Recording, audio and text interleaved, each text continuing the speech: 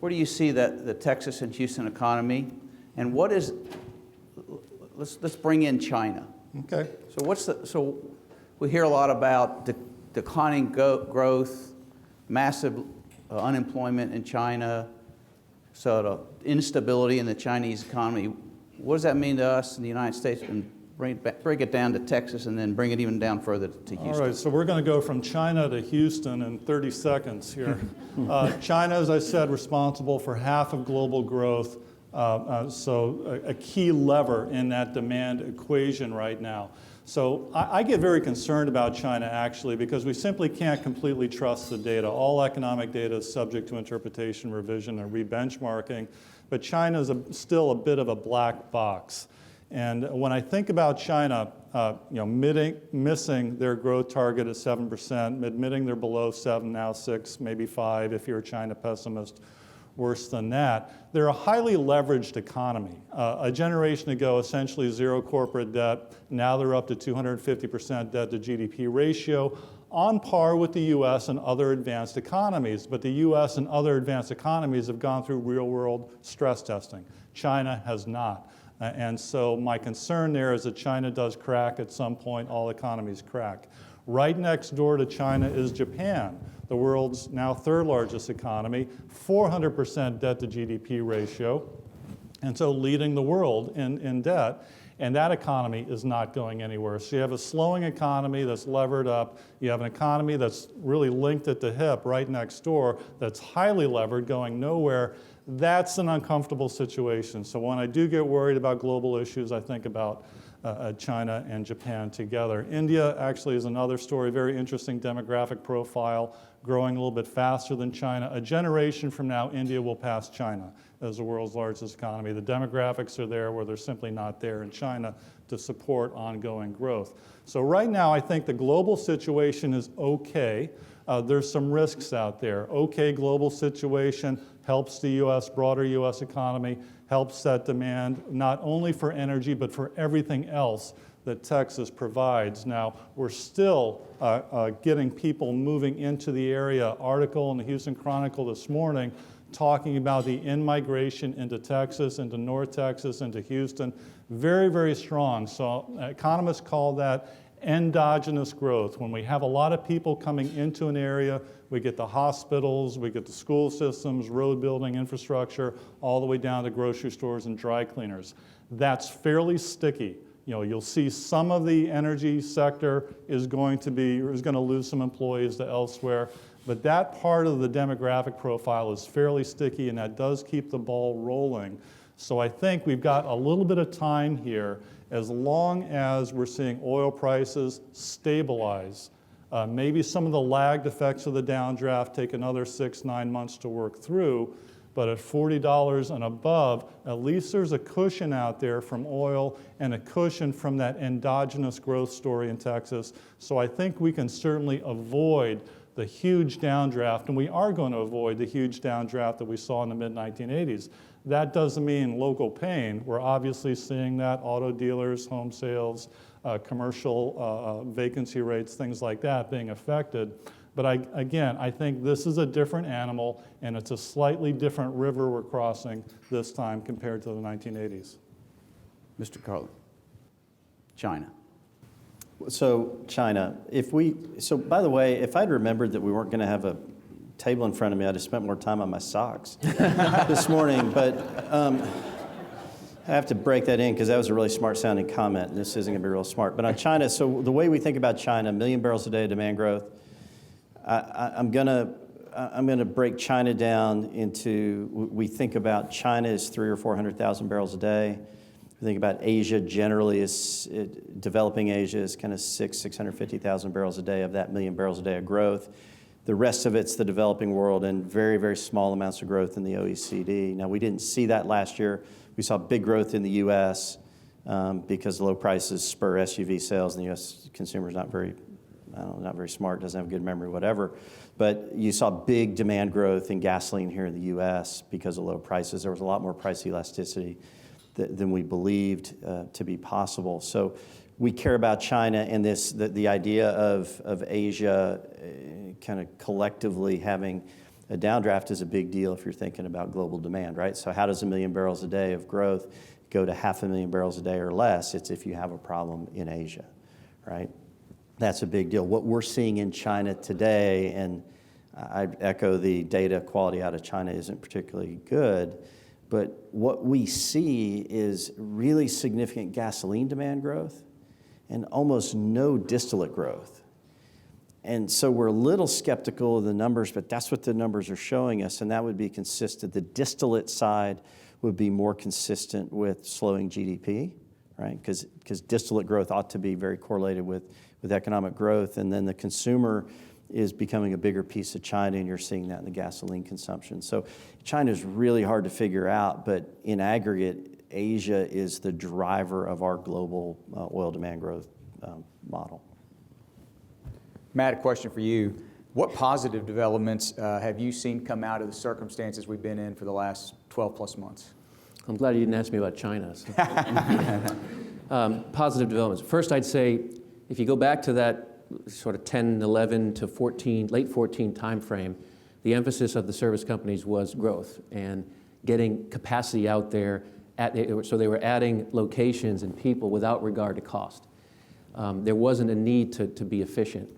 And so when the downturn came, the first thing that happened was the oil companies said, we need you to cut your prices, whatever, 30%, 40%, and it was just cut your prices. But that can only go so far, and the service companies did cut their prices.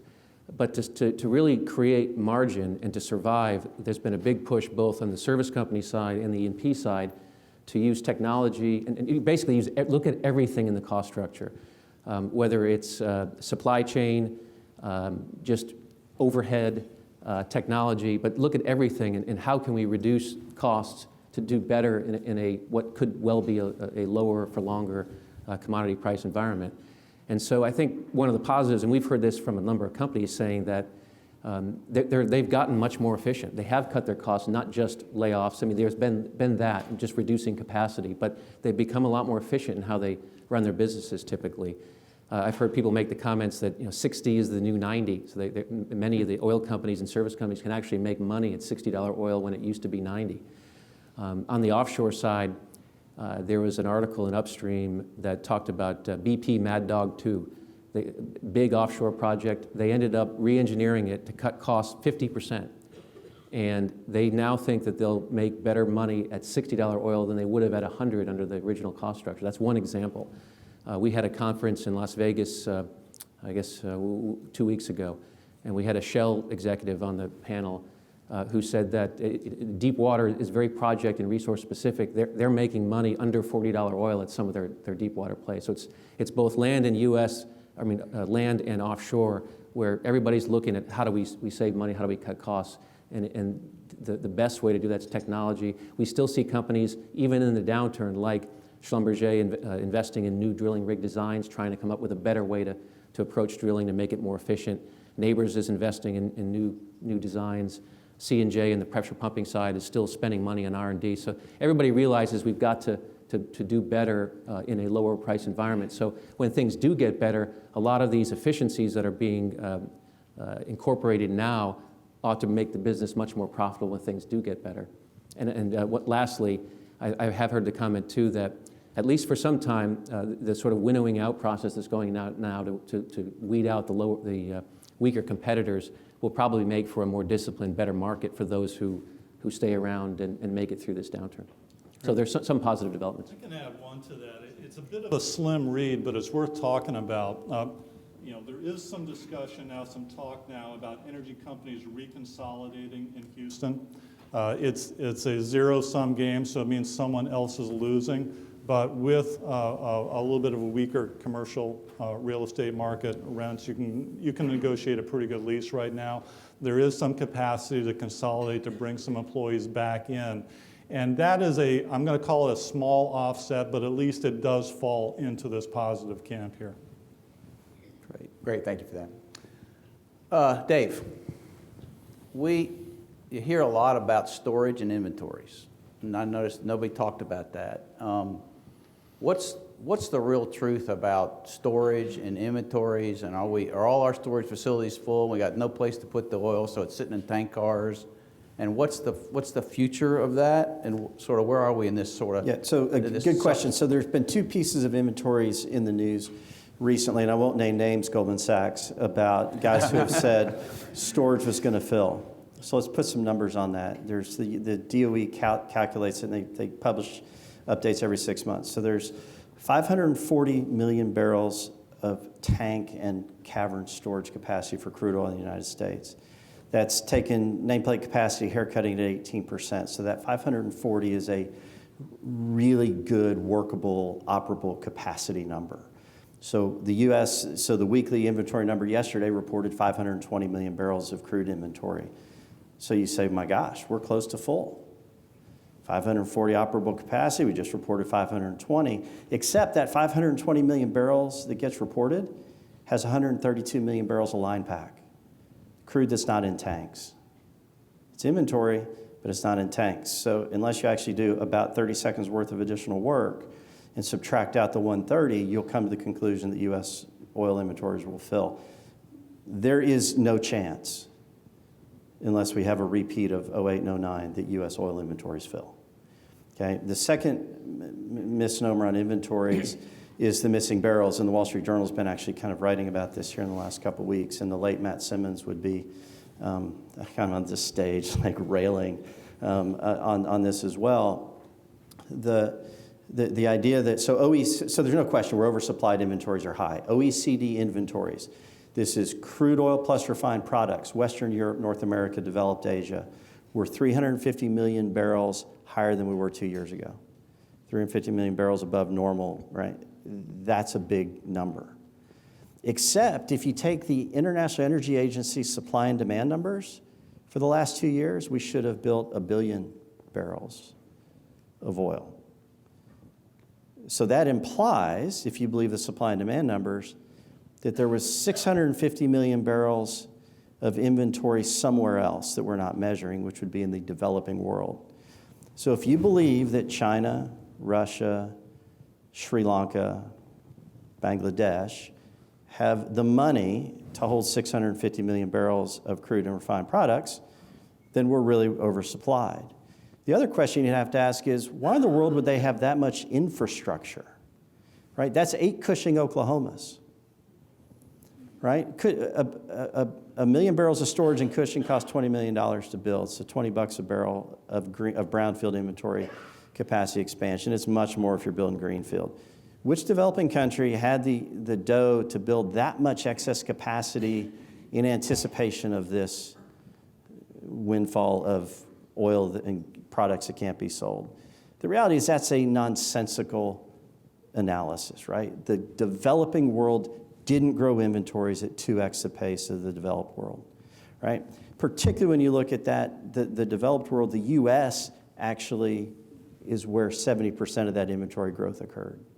Why? Because we have production growth, right? So it's a lot of it's in oil, not products. So so that's where we're much more why we're much more optimistic than most. We think the supply and demand numbers are wrong. They're going to get revised lower. They do all the time. And that we just don't think the world is as oversupplied as consensus believes. And so if you're not as oversupplied as consensus believes, demand's strong, supply is falling, you get tight much quicker. So that's why that matters, right? One, oil's not going to 20 because oil storage in the U.S. isn't going to fill. And oil can get to 80 by the end of the year because the market's closer to being balanced than consensus believes. So sorry for the long answer. I wouldn't expect anything of that. So Matt, anything to weigh in terms of how that affects your business? I certainly don't have the expertise in that area that Dave does, and I don't really have much in the way to add to that picture. I mean, we would share his optimism. It's good to be optimistic, but I hope that's the case, and I know that things change very quickly, and we could certainly see $80 oil by the end of the year. But Matt, the question is, right, so I know people want to believe what I say. I hear that in boardrooms all the time. I hope you're right. Yeah. But guys can't run their business that way. Right. Right? Because the potential, if I'm wrong by a couple quarters, is significant. Is that a fair? Yeah, I mean, I think it It highlights, though, that the uncertainty today that we see. I've heard a number of senior executives say that this is the most uncertain time they've ever seen, including going back to the 80s, because they said in the 80s you knew it was going to be terrible for years, whereas today, there's a lot of different data out there, and you don't know. Things could be quite a lot better a year from now. And so it makes making decisions around whether you issue equity or whether you restructure debt or whether you lay people off makes those decisions a whole lot more difficult.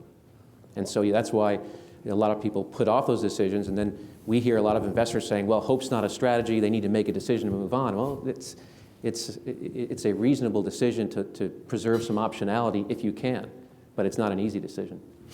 Well, I think all these issues get to the long time lags in the industry. And when we talk about the potential for inventory to be higher or lower, for prices to be higher and lower, that tells me there's a lot of risk out there, and the economy doesn't turn on a dime.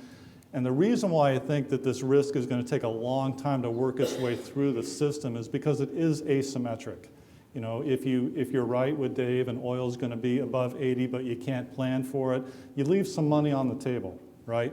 But if you're wrong and oil goes back down to 20, you go out of business. So there's an asymmetry there that you have to deal with, and I think that's going to reinforce some conservative behavior going forward. So even if we did have oil prices going back up to 80, I think that the local economy doesn't turn on a dime. It gradually accelerates, but there's a lot of issues in terms of bringing labor back, all the deterioration in equipment that Matt has been talking about yesterday in our dinner last night. Bringing the labor back and getting the whole thing going, credit coming back is going to take a while. So another topic that we can't escape. So to all three of you, quick response on if Purcell's right in the graphic he used, and it is Trump in the White House, what does it mean for energy and what does it mean for Houston? Well, I'll start off, and I often get the question about what does the political implications of the election, and the stock answer is there aren't many. This year is different. If you look at the whole selection of candidates, there's huge variation in terms of trade, tax, defense, you name it. Healthcare is 16% of the U.S. economy. If you're going to repeal the Affordable Care Act, you're going to rejigger a lot of the U.S. economy. So there are very, very wide implications of this. Now, if Trump is elected, I don't think he's going to be able to do everything he says. I think he's going to get a lot more presidential fairly quickly. But again, the world doesn't like uncertainty. And so I think that's something that we will have to watch out for. What the first 100 days of a Trump administration, if that were to happen, how much uncertainty would be out there, probably not the best thing for the U.S. economy. So if I think about oil in Houston, I think about foreign policy, and I think about terrorist attack in Brussels and the Commander-in-Chief of the United States doing the wave in Havana.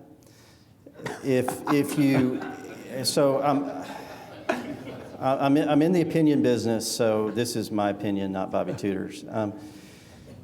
If we have a president who actually says we're going to cut the head off of ISIS, that means that you're going into Syria, you're going into Libya, you're going into Iraq, right? In some form or fashion other than what we're doing today. You run the risk of drawing in Saudi and Iran, and so the geopolitical risk escalates materially if the next president of the United States does more than nothing about ISIS in the Middle East. From our perspective, my perspective, that's what I'm looking for again, in a region that's incredibly volatile, right? I think the next president has big impacts either direction. Yeah, and I would say I agree that, I think that the geopolitical risk is not properly reflected in the oil price now. I think the scenarios that could unfold even with the current administration could change things dramatically very quickly, which is part of the reason I took the over on the 80. But those risks probably go up a little bit with Trump, but who knows? I mean, his policies aren't well defined, even I think with his own mind, let alone with others. But who knows? I'd like to think that he would become more presidential, and I'm fairly confident that he would be more pro-business, pro-oil and gas than the alternative. So let's go to the alternative. Democratic alternative. Let's look at the alternative. What does that look like for the people in this room who are in the energy business? Well, typically, we think of a Republican administration being... Specifically Hillary as Yeah, president. we think of a Republican administration being more pro-business than a Democrat, typically. But in some ways, though, Hillary, I think her positions are known.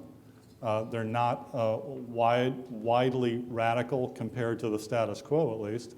And so, again, from a point of view of uncertainty, I think it's lower than a Trump administration. I'm certainly not endorsing Hillary by any means, but I do think there's a little bit less risk there. Certainly less tail risk given what we've seen in the debates and discussion so far. Yeah, I would think if you're worried about Hillary, I think Robert's comments on the recession 2012 that didn't happen is really interesting, right? I think people in Washington, there's a lot of politics around fracturing and you're playing to the base, but the reality is folks in Washington understand how important the oil and gas business was and has been to the economy in recent years. And I'd argue Hillary is a very pragmatic person. I don't think you'll see hydraulic fracturing on public lands. I think you'll see that as kind of the off limits, but I think you may actually see kind of a little bit of the dogs called off on the EPA regarding, if you look at what's happened in the Obama administration, there's probably been 4 or 5 studies that are going after hydraulic fracturing, and each study comes out and says, no, fracturing's okay. Well, that's not the right answer. Go look at it again. And, at some point you have to say, well, maybe fracturing isn't contaminating groundwater, right? And it's not. And so let's be, so she may be more pragmatic than I think folks in this room would give her credit for. I think she probably lowers the potential for geopolitical risk compared to Trump. Call me a bit more skeptical on her pragmatism, I guess. But I have no particular insight. Okay, the last big one, and then we're going to let you all go. We're going to reconvene here next year this time. Who will be our president?